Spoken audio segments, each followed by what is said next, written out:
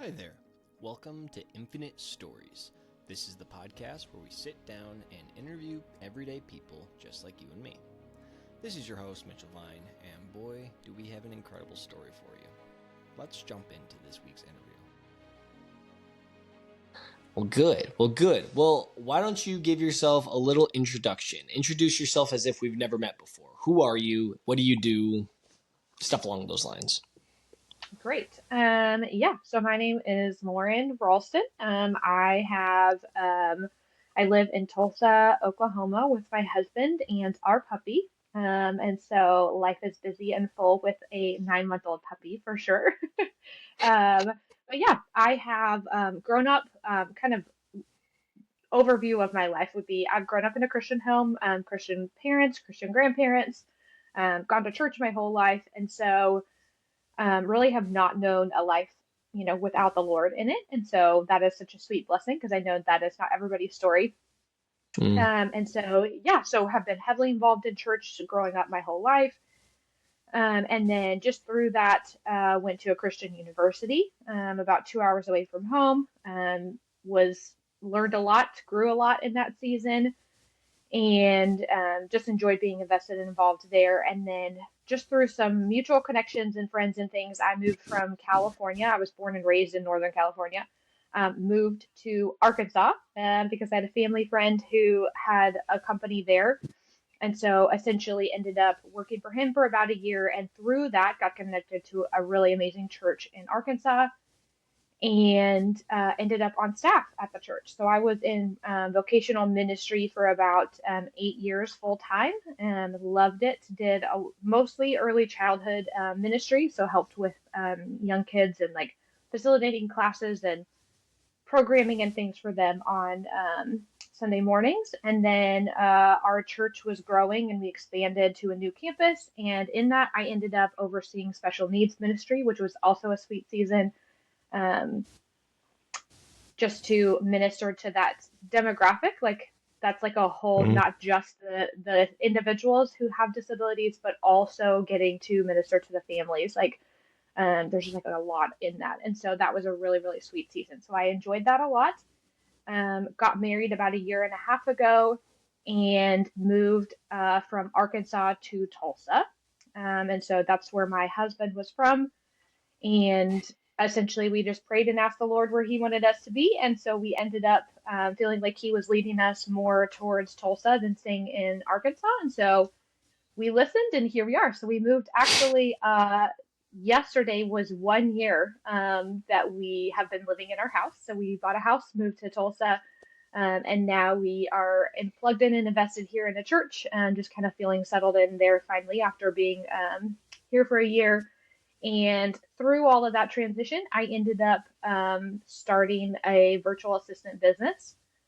So I started that about a year and a half ago when I left full-time ministry. And so in that have been doing mostly executive assistant work and then sort of in the middle, actually really in the middle of a transition to ministry consulting right now. So that's just through everything and all my experiences have found a passion for ministry, and that's really where my heart is. And so just trying to listen to the Lord's leading in that. So lots happening in my life right now, and that would be the general quick overview of who I am.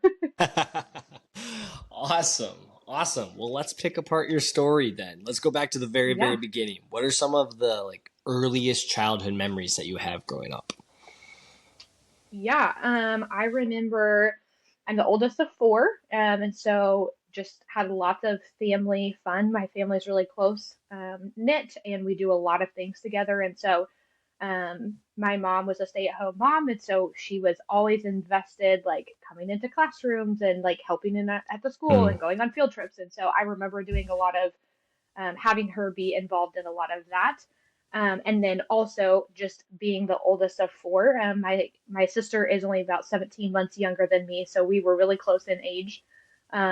We fought a lot being kids because we're both girls, and then just we shared a lot of the same things. And so, um, but sweet memories just with the family and things that we did together and things that we got to do as a family. And so we were always, I some of the most fond memories I have of childhood are like family dinners together. And so we pretty consistently did that pretty much every night as a family. And so, yeah, that was really sweet to just get to be part of that. So, yeah.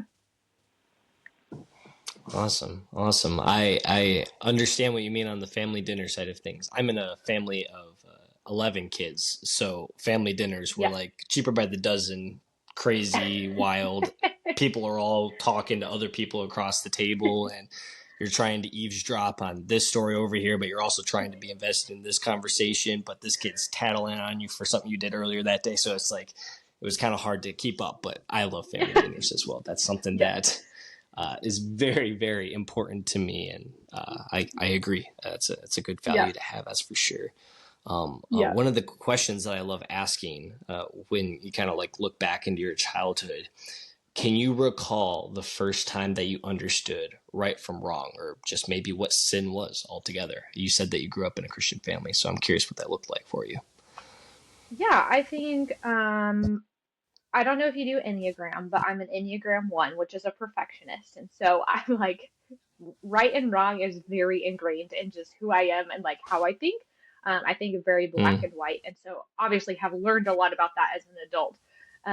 But I would say one of the earliest memories, I don't know if I fully understood, like, I understood I was in trouble. I don't know if I understood really the whole difference between right and wrong, but I was probably uh, either 3 or 4. I was young.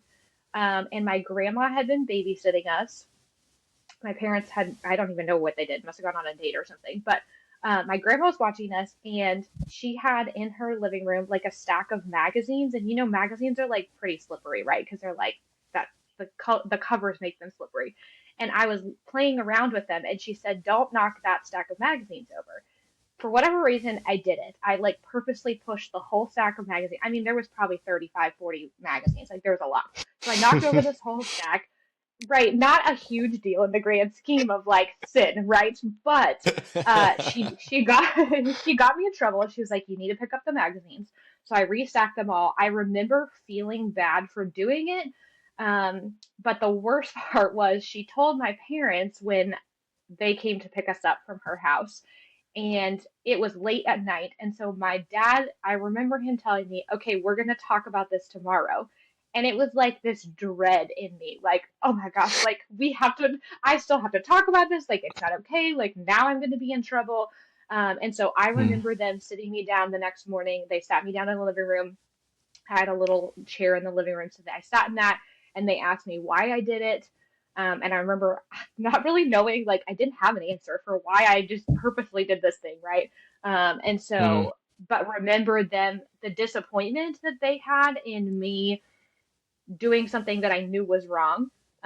mm. And I don't even remember at the end of the day, I don't remember what the consequence was. I don't know if I got in trouble, but the whole thing of like, it still makes me be like, "Oh my gosh, I was in trouble. I did something I shouldn't have done." So that's probably my earliest memory of like sin as a whole, or like choosing to be disobedient. Mm. Isn't it so crazy that we don't have to learn how to sin? We know how to do it. If that makes Yes, sense, like yes, it's just part of the DNA, you know? yeah, And yeah. Who taught me to do that? Nobody did. I no, just decided to do no, it. exactly, exactly. And it's funny because I think it's okay to look back at stuff like that and laugh at it a little bit, but it's also very interesting to be like, Jesus still died for that sin, even though it might seem like a Yeah, minuscule sin. His blood still covers that magazine massacre, whatever we want to call it. Um, like yeah. it's covered completely, and there is no guilt, there is no shame that comes with that, even years down the line. That's so cool. So let's move a little forward in the story then. What were some events or maybe some relationships, memories that you have in middle school that shaped your character out a little bit more? Yeah. I remember again had this very like distinct right and wrong ingrained in me, and like this need, I would say probably more a need to be perfect than anything Mm, else. Like that's just how I viewed it, right? And so, and again, as an adult, I'm like rewinding my life and like looking back, and I'm like, "Oh, like that's in middle school. That was my need for perfection."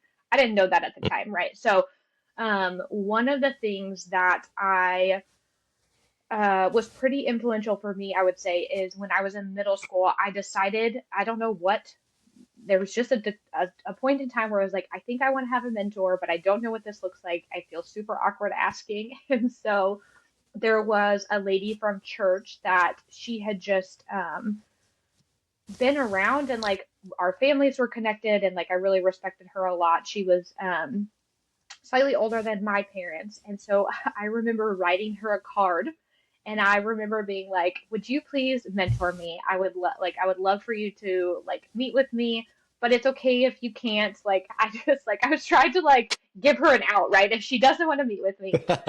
And I gave her the card before church service, and I'm pretty sure she came to me immediately after service, and she was like, "Absolutely, I would love to mentor you. Like, let's start meeting." And so yeah, her name is Debbie Cunningham, and so she is just the sweetest. I mean, we still keep in touch, and so we still connect and share life updates. And but yeah, so she started meeting with me, and that was just a really sweet time of like seeing somebody who was mature in their faith that was outside of my family, right? Because that looks different often, like what you know in your family of origin, and like that's just normal life to Mm, you. And so mm. um, to get to experience with somebody else faith and like study like we did, I don't know what book we did, but we did some kind of like a teen girl study book, so I was like growing and learning. And so I'm sure some of my desire and my passion for deep diving into study, it comes from some of that early foundational memories of just meeting with Debbie. So it was a sweet Hmm. season for sure. That's incredible. And that's wild that as a middle schooler, you sought that out because middle schoolers typically, in my experience, I could be wrong in this, but in my experience, they listen and they do the exact opposite of what anybody in authority does. And I mean, I'm trying to think back if I had anybody in middle school. Very short bursts, I would say I had people in middle school that I listened to, but that probably didn't come until wisdom smacked me in the head a lot later in life, not middle school, that's for sure. So kudos to you on that. That's Yeah. incredible. We'll come Well, back thanks. to your relationship with her. That's something that will be something that I've got more questions about down the line, but we can't get there yet. Okay. Kind of in that middle school time frame, I've learned that there are a lot of lies that typically come into play in the middle school time frame. Were there any lies that you believed about yourself or maybe believed about the people around you that kind of formed your identity in different ways that you wish it wouldn't have? Yeah, I think again, I keep going back to like I deep dive in. I've done a lot of like self-reflection as an adult to kind of figure out some of those things. And so I definitely see some of my like my desire or my need. Like I feel like I need to be perfect, right? And so I've seen a lot of Mm, that has kind of started or became really apparent in middle school. There was just a lot of, I think I just naturally like think that way. And so then I felt this like I had to be perfect, right? And so just some examples of that is like, for example, my parents would say things like, "Oh, we really appreciate that you noticed that the dishes needed to be done and you just did them without being asked." So to me, that became like a checklist item, right? Like, oh, that's how I am getting approval from my parents. Not that that's the only way that they approved of things I was doing, right? But like that mm-hmm. became a mental checklist of like, now I need to perform in order to achieve perfection. And typically, like, I am my own worst critic. And so I would never settle for anything less than perfection. So I had to have straight A's. I could never get a B. I mean, there's even my parents think that this story is hilarious, but in I think high school, my dad jokingly asked me, "Well, you have all A pluses except for in this one class you just have an A. Why do you have an A?" And I said, "Well, he doesn't give A pluses." And he goes, "Well, how do you know that?" And I said, "Because I've never got one." Like that was my default answer, is that he obviously didn't give them because I didn't get an A plus. And so in the moment, it's like this funny story, right? But now looking at it, I'm like, oh, like that is really like that was my standard, was that I had to have an A plus, and that obviously I worked hard enough to deserve an A plus, and that's not what I got in the class. And so um, Mm. just some things like that. And then even several years ago, I was looking back at some old journals that I had written, like middle school, high school age, and there was a teen girls magazine, and they had done like a summer challenge. It was like a Christian girls magazine, and it was like, I don't know, some kind of like Bible reading or journaling challenge of some kind, and it was like a 30-day challenge. I did like, I don't know, 5 days of the 30. And then, literally at the end of the 30 days, I wrote a journal entry that essentially said, I didn't do this perfectly, so I'm going to start over and redo the 30-day challenge. Like, I have to do it, and I need to do all 30 days and essentially be perfect at that. And so it's like, those are the Mm. things where I see now that I'm like, oh, like, I didn't realize I was striving for perfection at that point, which also as a teenager, you're pretty self-absorbed, right? Like you don't really think outside of yourself. And so I didn't know that, and I didn't have enough ability to reflect on that. But now looking back on it as an adult, I'm like, yeah, I really did. Like that's been ingrained in me from the very beginning of who Lauren is, right? Mm. It's just that's something that I strive for and struggle with. And so yeah. Mm. So you would say you're a recovering perfectionist then? Yes, I would definitely say that. That's interesting. A lot of what you're saying is there's so many parallels to my story as well. I think I even Yeah. called my episode on the podcast "The Perfect Son." So Yeah. there's so much similarities. That's crazy to think about. Did your ideas of perfection, did it come out of your Christian faith and wanting to be perfect for God, or was it a misaligned perfection, I guess? Oh, that's a great question. I don't think I've really thought about it in those terms before. I don't know. I mean, I would guess if I just had to say off the top of my head, probably more so a misaligned perspective. Because I can't really recall a time that I was like, I have to do these 7 things on a checklist, or else God's gonna be mad at me, or else God won't Mm. approve of me. So it's more so like this like unfair expectation that I have for myself, um, and sometimes for other people, right? Like I expect that my standards are high, and so I think those are the things that I realize that sometimes those are unfair, unrealistic expectations. So I would probably say more so misaligned than Mm. coming from some perspective of my faith. But I don't know. That could be the next thing I need to deep dive into and figure out like, okay, God, like where is this coming from? Is this a view that I have of you? I don't know, maybe. Mm-hmm. Yeah, that perspective of holiness and righteousness, how closely does that come with perfectionism, and are there aspects of excellence that it's good to chase after, and then there's other aspects of, well, you need to make sure you're giving yourself grace so you can actually make mistakes, and you can't rob Yeah. God the opportunity of the grace and the mercy that he wants to pour onto us, because we are not perfect and we are far from perfect, and he doesn't want us to be perfect.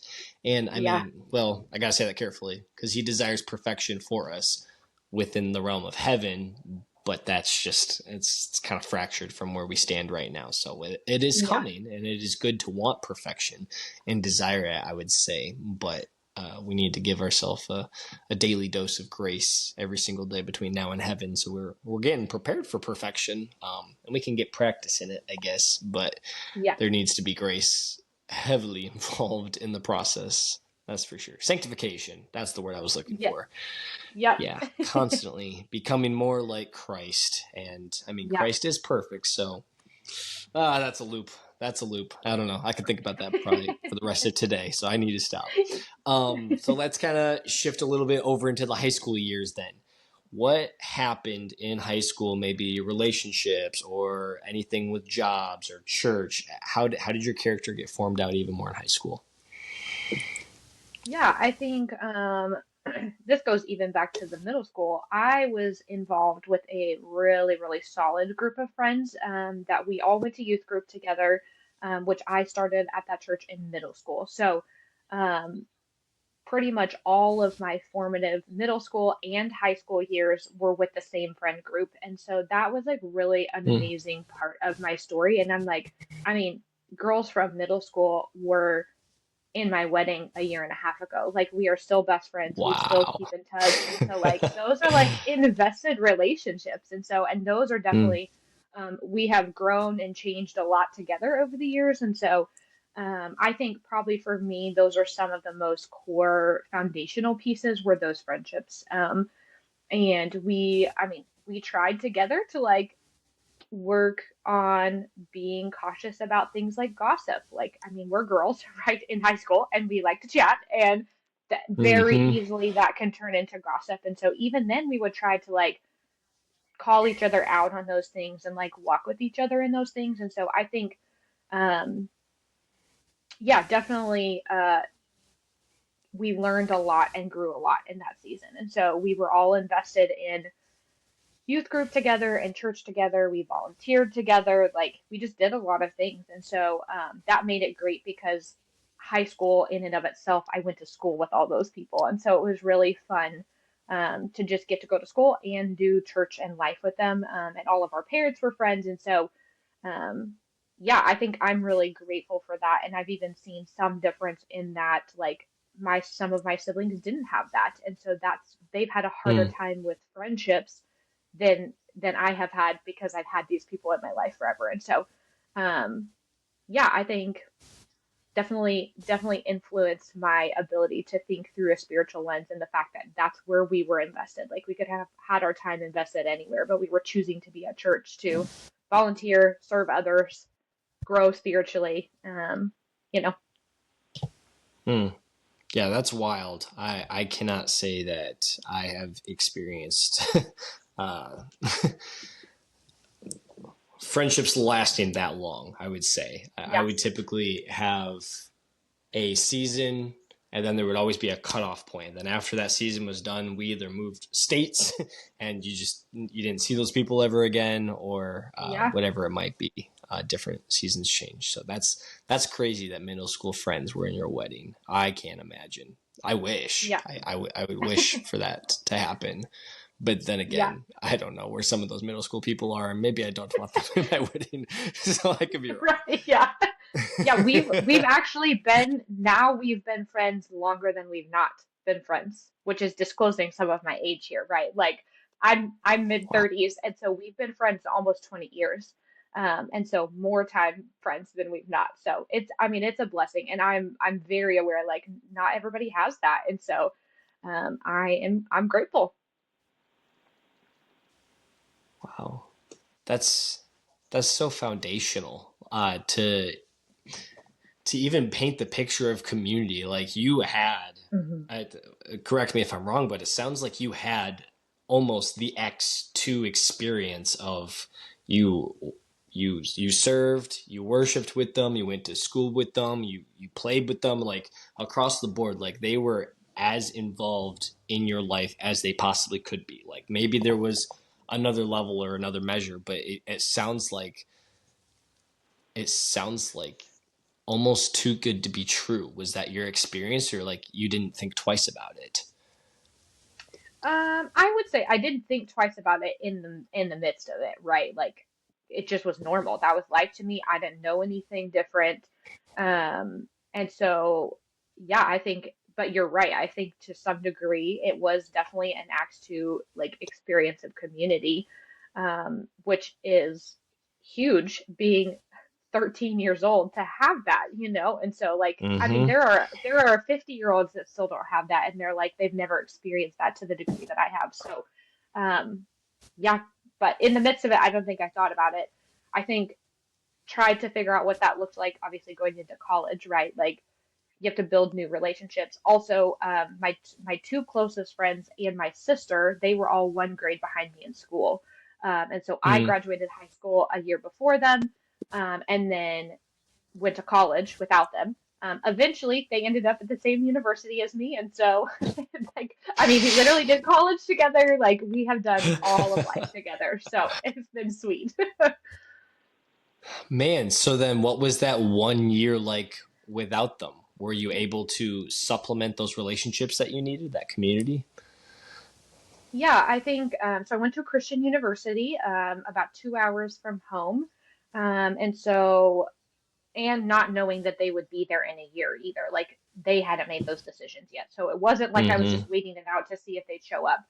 And so, yeah, I think in that, I was going to a Christian university and I knew my time would be limited there. I had been heavily involved in church all through middle school and high school.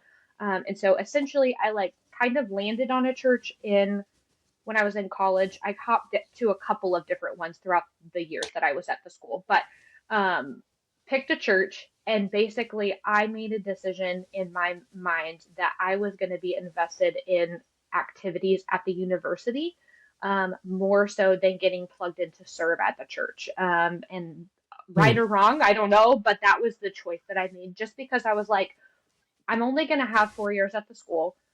This is going to be a short season in the grand scheme of life, right? Like, I don't know where I'm going to end up after this, and I want to be invested. I want to build relationships. Obviously, I had seen what community looked like through middle school and high school, and so it was really amazing to be on a Christian campus where everybody was believers, pretty much for the most part.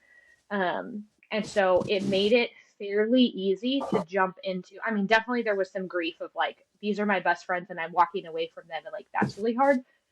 Um, but to then find additional friends that was like, oh, and there were still people I'm probably not quite as close as far as like the relationships of staying in touch so consistently, but people that I had great relationship with, and then obviously you find roommates and like you invest in a different way when you have roommates, like um, you just get to know somebody differently. So I was really blessed with that too. And then a year after I was there, all my friends joined, and my sister came 2 years later, but my some of my friends came the year after I was um, at the school. So yeah, Hmm. Crazy, crazy. So then, what did you end up going to school for then? my degree is for elementary education. So to be essentially wanted to teach elementary school was the plan. And basically, long story short, I went to school for 4 years, got the degree.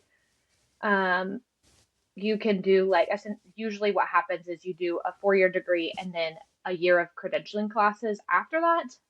And being a perfectionist, I decided to squeeze the year of credentialing classes into my 4 years of undergrad.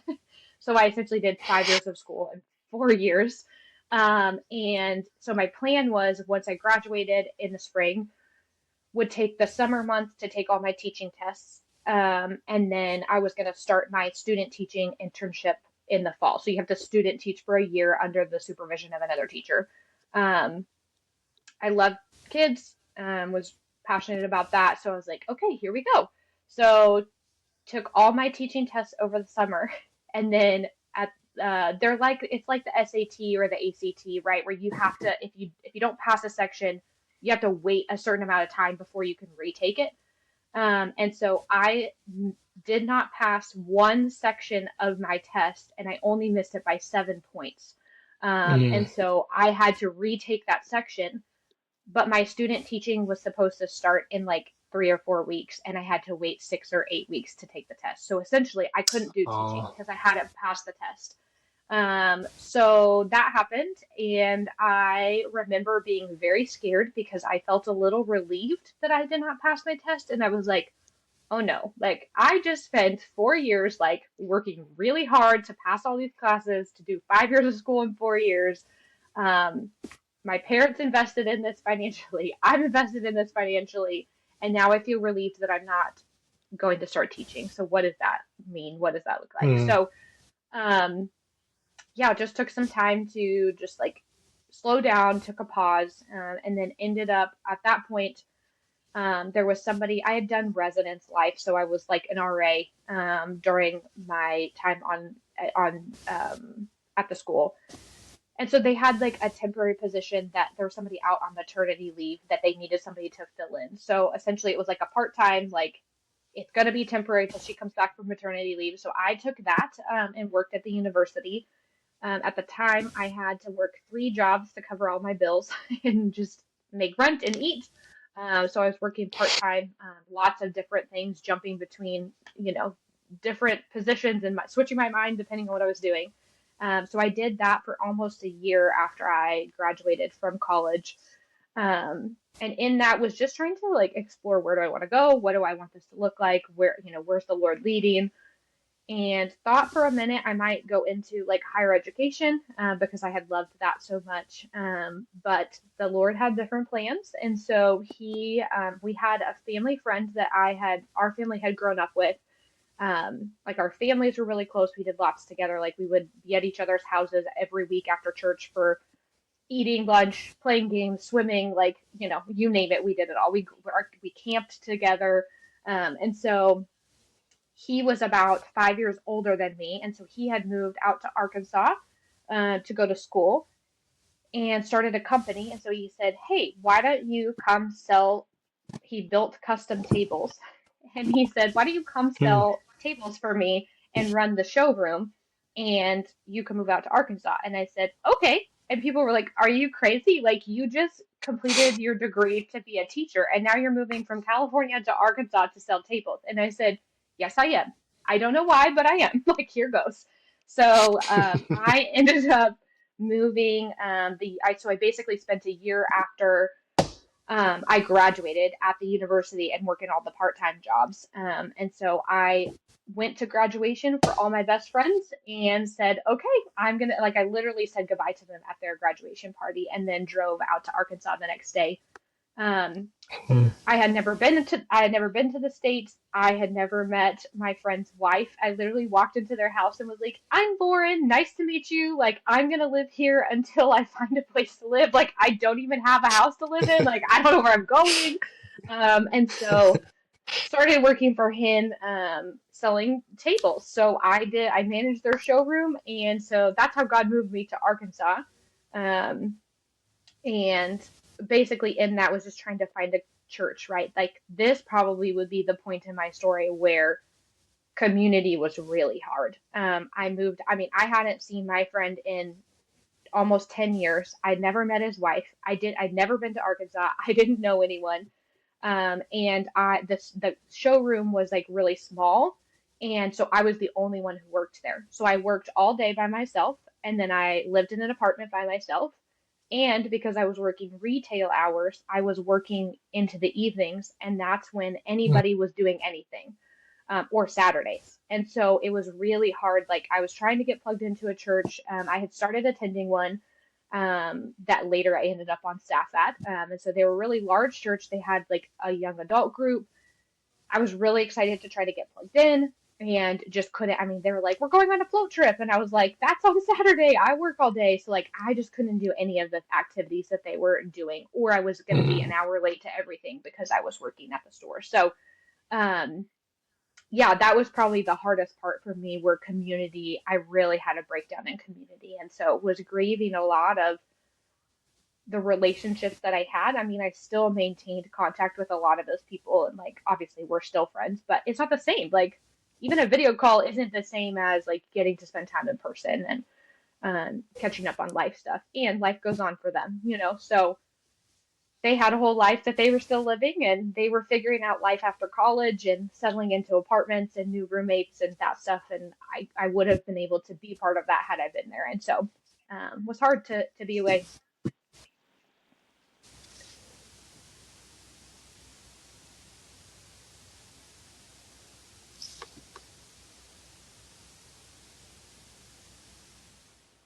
Oh, are you still there? I thought I lost I you. am. Okay, Can you good. hear me? Whew. Got a little nervous there for a second. I know, I was like, "Are you still there?" Good, good. Well, then, I mean, I'm curious then, how long did that stint in the showroom have on your life? I mean, obviously, God gives us really dark seasons for a time and a place, but how did you get out of it? Yeah. I was very surprised. Obviously, you move to a new place, right? And you have to figure out all the new things. So I remember I had to go to the doctor for just like a regular checkup. And they asked all these really personal questions about like how I was feeling and all this stuff. And so essentially, they were like, at the end of that questionnaire, they sent a doctor in, and she was like, "I think that you have depression." And I was like, "I'm not depressed. Like, no way. And so the Mm. more we started talking about it, she was like, no, this is what we would call situational depression. Like you have had a lot of major life change. And so that was, I don't know exactly why that was hard, but it was hard for me to swallow that. Like, oh, like I think maybe I had to admit at that point that it was hard and that it was a Mm. struggle, right? So, um, and I would say probably to some degree, admitting that it was hard felt like failure. Mm-hmm. I wanted to be able to show up in a new place and build a whole life and do it well and be successful in that, right? Um, but admitting that it was hard for me to be there and to be in that season felt like I wasn't succeeding and that I wasn't doing that well. So um, Mm. I am grateful for more people that God put in my life, and one of the most influential people.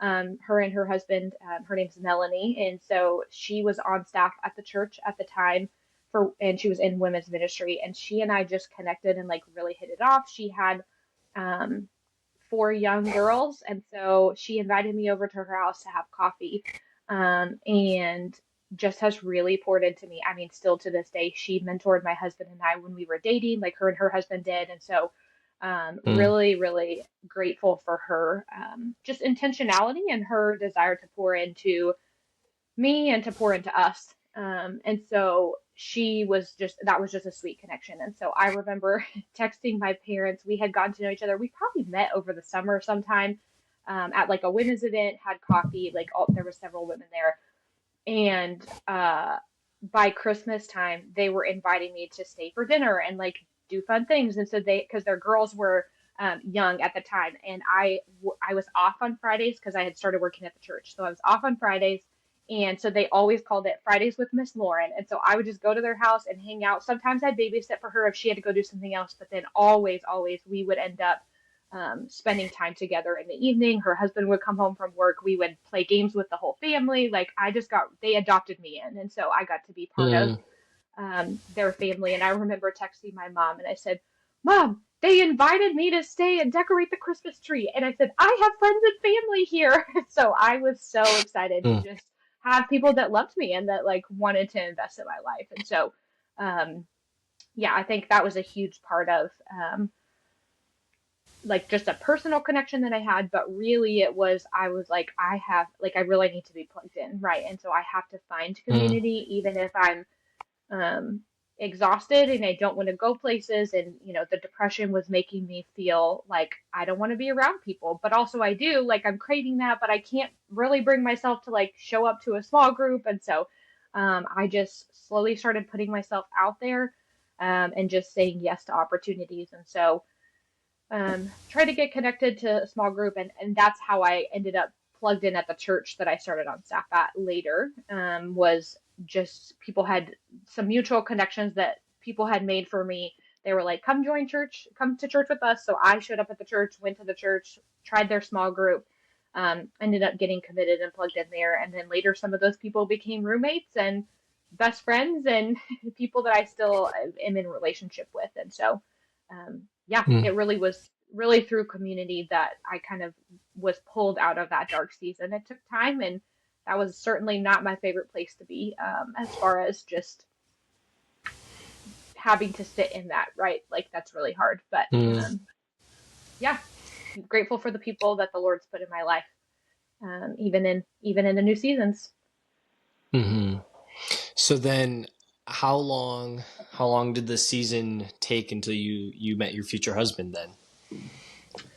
Yeah, so I moved to Arkansas in spring of 2015. And then we got married. We met in January of 22. So there were several years, whatever that is, 7 years. And so Mm. in that, basically, I worked at the furniture store for about a year. Um, if I'm being really honest, sales was not really my strong suit. And so that position did not suit me very well. And so I did it for about a year, but was going to the church that I ended up on staff at. And then essentially in that, they had an opening for early childhood ministry. I stepped onto staff overseeing that. And then, yeah, was just, I had had a couple of relationships through that time with guys that I had met through church or mutual connections. And those were just not the guys that the Lord had for me. And so that was a hard season of singleness. I walked through, I had lots of roommates. I think I joke and tell my husband, I'm like, you're roommate 13 of all the roommates I've had. Like, I've had a lot. And so, but I'm glad you're my last roommate. So that's good. um, but yeah, so I had had lots of roommates. Loved those seasons. Like there were just some really intentional, invested relationships. I mean, most of my roommates, we chose to be a family. We had obviously three separate lives because we were three individual people doing three different things, but um, we were really invested in like community together, being friends with each other, doing life together. And so, um, Hmm.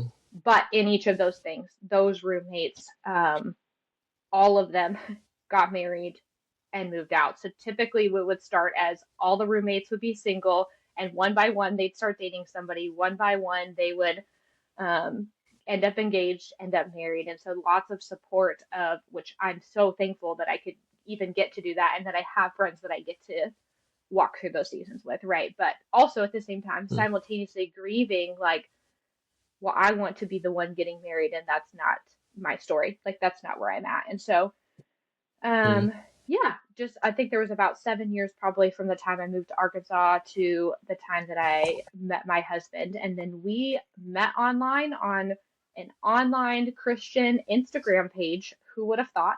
But here we are. Now we're married. So It worked. it works. It did work. It cost me $5 to submit my application, like to submit my info, and then this lady literally just posts people's profiles, like the information that I submit, and she charged $5 to do it.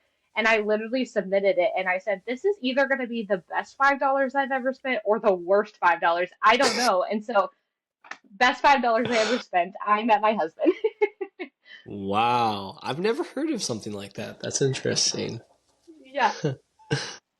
That's crazy. That's crazy. Well, at this point in the story, I'm kind of caught up to where you are now. We'll get a little bit into like where you are right now. But Yep. I love to ask the question. A lot of people in Christian circles, they typically use the phrase, I had a salvation moment or like an aha moment. Is that something you experienced in your story or did it look differently for you? Um, yeah, I don't think I really ever had a like specific moment. Like I said, I grew up in a Christian home. My parents are Christians, my grandparents on all sides are Christians. Like, and so I've really not known a life apart from Christ. So, Hmm. I asked Jesus to be part of my life when I was about 4. I don't actually remember the day specifically and the conversation with my mom, but I do remember conversations like following that, right? And so even from that age, like I remember like just feeling like I had a relationship with the Lord. I was confident in my salvation, confident in, that I'm going to go to heaven when I die, like the very foundational basic pieces of that, right? That you can understand that for. Hmm. Um, and there was still like not clarity. Another story my family loves to tell is that shortly after I asked Jesus to live in my heart, I asked my mom at the dinner table, I got really serious. I said, Mom, if I'm eating food and Jesus lives in my heart, does that mean my food falls on Jesus? Like, I was very concerned. Like, what does this mean? So clearly, I did not have like a full understanding of all of what salvation entailed. And Hmm. so I think for me, it's been I've never known life apart from the Lord, but I've Hmm. also seen a steady growth in each of those seasons. So I think some of the stuff we've already talked about and like I've shared is just the Lord's placed some really influential people in middle school, in high school. Once I, college, there was definitely some growth in that. I went on several mission trips, so I had to learn to like trust the Lord's provision in a different way, and I was on my own in a different way, so I had to, Hmm. feed myself, clothe myself, like, and you still have the support of your parents, right? But learning to do that on my own. So like just trusting his provision in a different way. And then probably the biggest season of growth was when I moved to Arkansas. I had just left everything I knew. And the other thing is you are then much farther removed from your family of origin. And so, like, I learned things that I was like, oh, like, not everybody does family this way.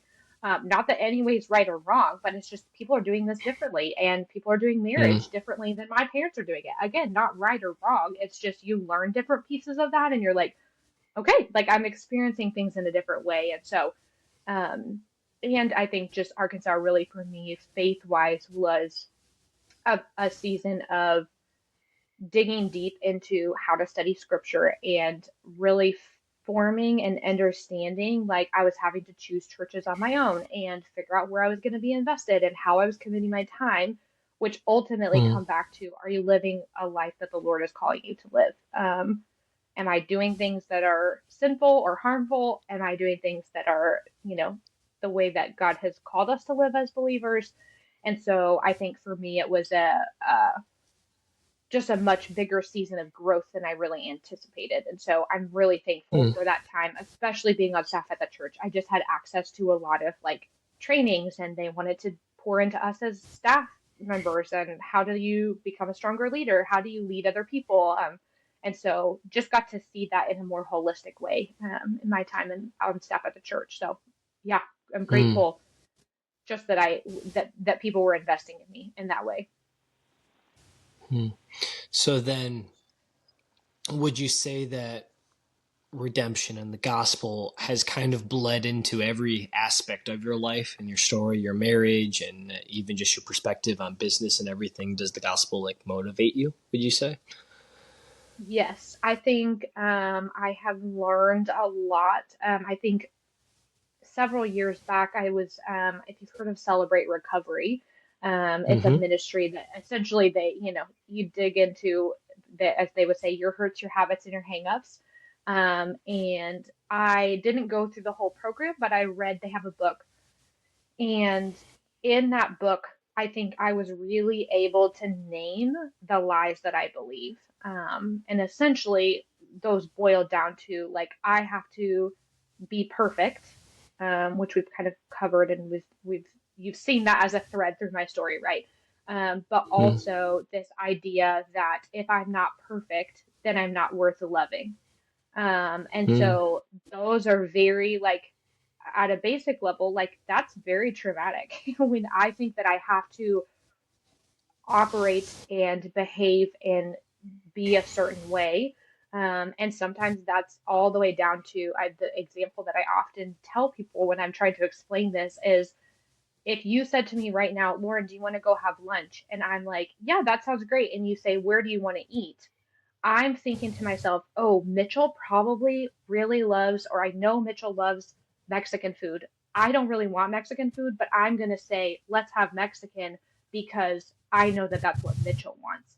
So for me, I'm being perfect, right? Because I'm being what you want me to be on a on something mm, as dumb as where are we going to eat lunch, right? It's not, mm, um, and that goes into many other things. And so I think for me, the grace piece of the gospel is really hard. Like it's just hard for me to accept that. I know that the Lord has grace for me. I know He has, sent mm, His Son to die for those sins, and that knocking over a magazine stack when I'm 3 years old, like He forgave that before I even did it. And I know mm, that with a head knowledge. I think I'm still in the process, and probably where I'm most at in my story now is moving from the head knowledge to the heart. How is that mm, not just something that I know in my mind because I can figure that out from studying scripture, but to like really believe it and begin to operate out of that instead of operate out of my own need to be perfect. So, mm. That's really good. Scattered throughout your story, you mentioned a couple different people who had a very impactful, I was going to say impactful impact, just an impact on your life. Um, you called them mentors and guides. Do you view yourself as a mentor or a guide to other people around you today? that's a good question. Um, yeah, I think that the Lord has put me in some places that I can be that. I think I'm still sorting out like what does that look like for me to be that to other people. But one of the things I think I mentioned Melanie, and she's the one that I met on staff. She was on staff at the church. Um, I like the way that she mentored me in all of the years that she's been a mentor to me. We've done one book study together. We have never done like Hmm. it's not like we're sitting down and doing studies, which again, no, that's not right or wrong. And that was partly just because she was a mom of four young girls, and so she was busy, and she invited me to be part of her life. And so that to me was way more influential. Not way more. There were definitely influential parts of doing a study at some point, you know. But to Hmm. me, she mentored me in life. And so I would say, hey, what are you doing on Friday? And she's like, we're going grocery shopping. You can come over. And so I would come over and I would literally help her load all the girls up in the car, and we would go to Sam's Club or Walmart or Mm-hmm. whatever. We'd go run errands. And so she invited me into their life, and just shared with me like this is what life is. And sometimes we joke about it. She'd be like something crazy would be happening and she'd be like, this is the Bedones Unfiltered. Like this is just life. Like I can't control these things. Like the girls are crazy, they're having a Hmm. bad day, somebody's upset, like that's just normal life. So I got to be part of, my husband and I are having an argument right now and we're in the middle of figuring that out. I got to be part of, the girls are having a hard day. I got to watch her pick up girls from school and be super intentional about the questions she asked them as soon as they got in the car. And so I learned a Hmm. lot about faith. I learned a lot about family. I learned about parenting, about marriage, like things that I was learning long before I ever became a wife, or hopefully in the future someday to be a mom. Like I was learning about those things and just getting to see the Lord and how he designed marriage and family, in a different way. And so I think those were really really big pieces of forming me how I like to where I am now. So I through all that, I forgot what your actual question was. I just talked in a whole big circle, so I don't know if I answered you.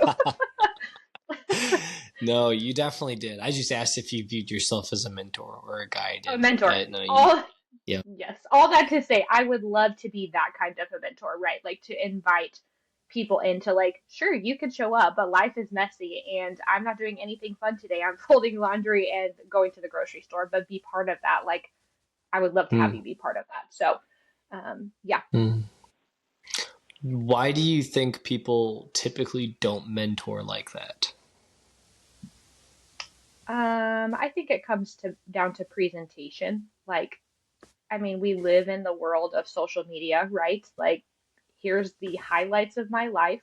I have 75 pictures and only one of them was a good one, and I'm only posting the good version of that photo. And so Hmm. we give people a highlight reel all the time.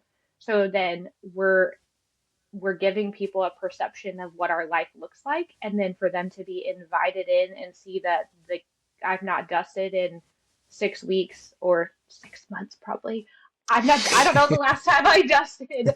My dishes my dishes are messy. My dog is Hmm. jumping on people and not trained and I wish she was. I mean, like, to see that those things are happening is, it's not what we're portraying for everybody else to see from the outside. Hmm. But circling back to that Acts 2 vision for the church, right? Like, Hmm. people are literally selling their possessions to provide for the needs of other people, which means life had to be messy. Like, people had to be in a place of need. Otherwise, somebody else in this group is not going to be selling their things to provide for them, you know? So Hmm. I think we need to get over our this is just a general statement for everybody, right? Like, we just need to get over this idea that what we're presenting on social media is real. It's not, I mean, those are true things, right? Like, here's a fun thing that I did, but also there's a lot of other messy things behind the scenes that you just aren't seeing. And so we don't have to be perfect all the time in that presentation. We don't have to be perfect in how we act with other people. Like, it's okay to be not okay. And I don't always give myself permission for that. But I think that's a big hang up for us, is that we feel like what we present to others has to be tied up in a nice little pretty bow, and then to invite people into a space where it doesn't actually look like that, it's hard for us. Hmm. I like that. I like that. Man, that last little portion you just said, I'm going to be thinking about that all day. I'm glad. Man, that's good. That's good. It's Um, challenging for sure. And I'm not well, good at it. So, it's interesting you say that because my line of work is typically visual storytelling. So a lot of mhm, videography. And my favorite thing to do is video editing. And just like what you said, mhm, to edit out all the imperfections. Um, yeah. but recently, God's been pressing into showing the more ugly side of life. Mhm, And I've pushed back on that a little bit. I'm like, yeah, why would people want to see the ugly side of my life again? Because mhm, not that I need to sound like the hero in the story, because I know I'm not. I'm a very poor character, but I don't want people to see the parts of me that are horrible. And I really pushed myself to the limits, and I actually just recorded a video update of my life, and I am folding laundry the entire time. And I love it. 67 people watched me folding my laundry and giving an update on my life. And I was like, God, I expected maybe 4 people to watch that. Why did 67 people watch that? And Yeah. it just, that really clicked with whatever you just said of just like constantly breaking down that social media presence that I need to be as professional as humanly possible. Like even Mhm, recording this right now, I'm over at my little brother's house because I procrastinated switching over the Wi-Fi and the internet, and so we don't have internet for the week, and so I had to go somewhere else. And it's like yeah. that's showing my humanness. That is giving God the opportunity to show up and still be as good and perfect as he is, and showing that I am just not God. I am not who I want to project myself to be. And yet God's still Yep. good in that. And kind of like what you said, there's just that grace and that mercy that he pours onto us in that process. God is still absolutely incredible, even if I am everything but that. And it's like, man, it's just so humbling to think about that and even to say that out loud and acknowledge it. Kind of like what you said, like Yeah. recording that out loud. Like whoever listens to this, they are receiving the permission to be human and to be Yeah. broken and to be put back together by the grace of God. And Mhm, that just takes a lot of the weight off of our shoulders of the perfectionist yeah. mindset of, okay, only what is good, only what is excellent. That's only what other people can see. When in reality, no. Go shopping with other people. No, you got a flat tire. Call everybody you know and have everybody help you do this kind of thing. Like whatever it might be. Um, Yeah. Man, just so many stories of the past few years. I lived in what we called a Christian frat house, and so Okay. we bought this really crappy house, and renovated it as much as possible.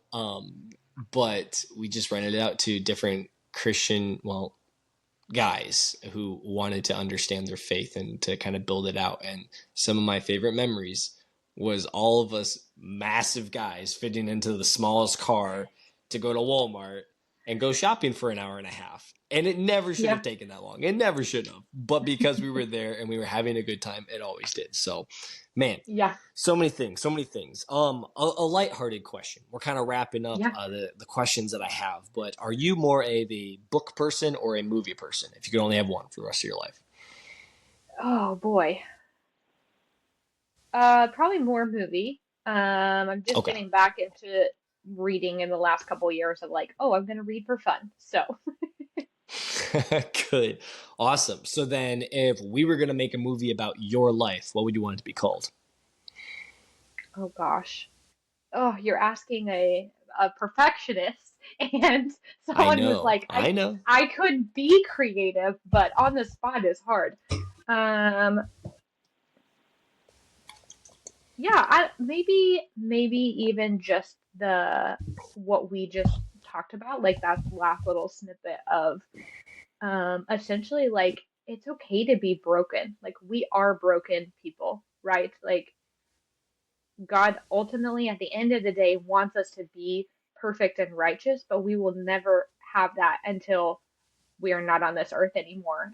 And we can never earn that ourselves. And so, yeah, I don't know. I think just it's okay that we're broken. And if we didn't have those imperfections at the end of the day, then if we were all perfect, why would we even need God or his grace? Like we would just already be perfect. And so now we get the benefit and the blessing of that relationship with him and that redemption and just his love and his grace that we wouldn't have if we were already perfect. And so I got to let myself believe that. But yeah. It's okay to be broken. I like that. Yeah. I like that a lot. What would you say to encourage someone who is scared or intimidated in sharing their story? Yeah, I think it can feel nerve-wracking on the front end, but I think that there is the more that you share, and the more that you're open and vulnerable, it brings light to the places that feel dark or scary. And Mm. so, like in my story, there's parts of it that aren't perfect. And the more that I practice sharing that, the more it becomes easy to share those things, or easier, I would say, not easy. Um, Mm. but it also helps for me to be like, oh yeah, like I can have this conversation with you and like kind of talk about it from this head knowledge space.